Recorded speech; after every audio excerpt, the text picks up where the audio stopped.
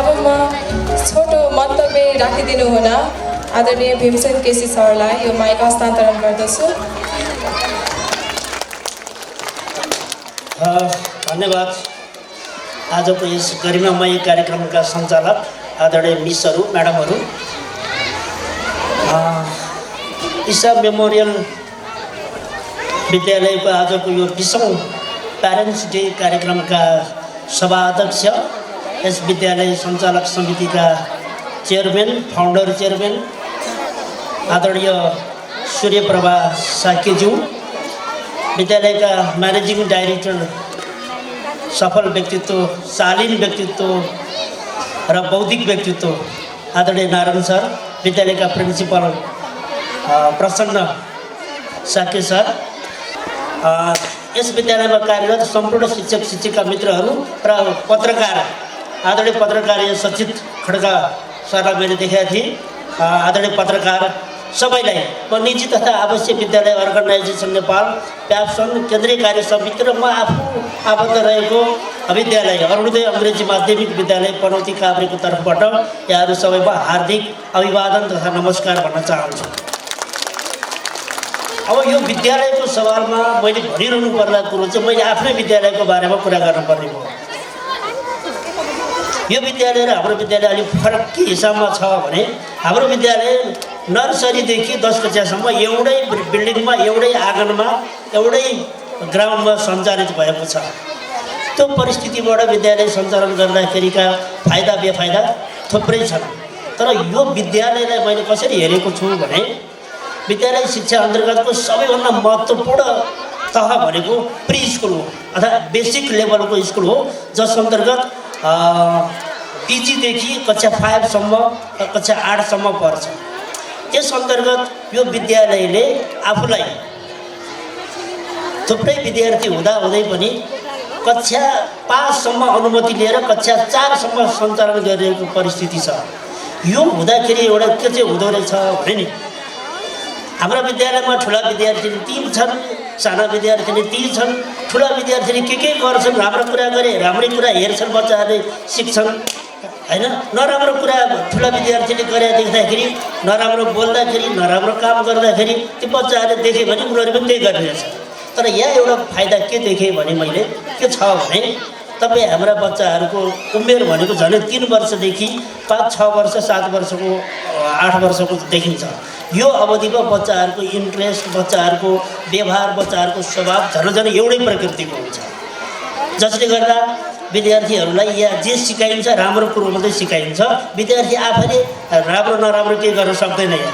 तर हाम्रा विद्यालयहरूमा चाहिँ के हुन्छ भने त्यो ठुला विद्यार्थीहरूले नराम्रो बोले नराम्रै उनीहरू सुन्ने र त्यही कुराहरू चाहिँ बोल्ने, नराम्रो काम गरे नराम्रो कामै उनीहरू देख्ने, उनीहरू पनि त्यही गरौँ लाग्ने खालको हुँदो रहेछ हैन।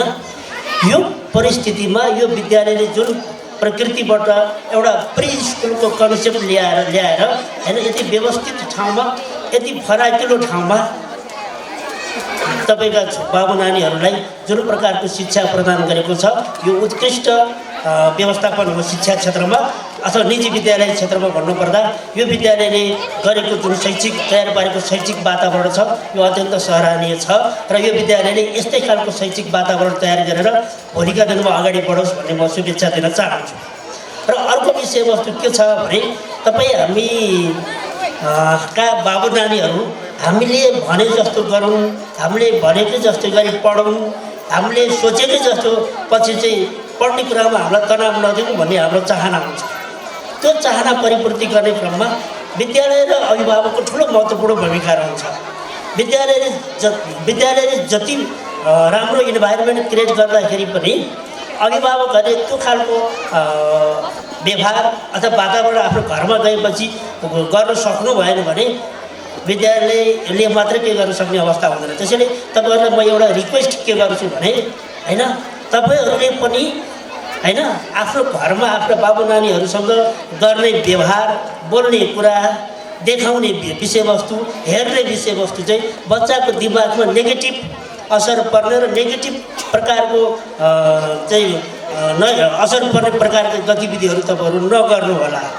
किनभने बच्चाहरूले आफ्नो आमा दाई दिदीहरूबाट धेरै कुराहरू सिक्ने अवसर पाउँछ।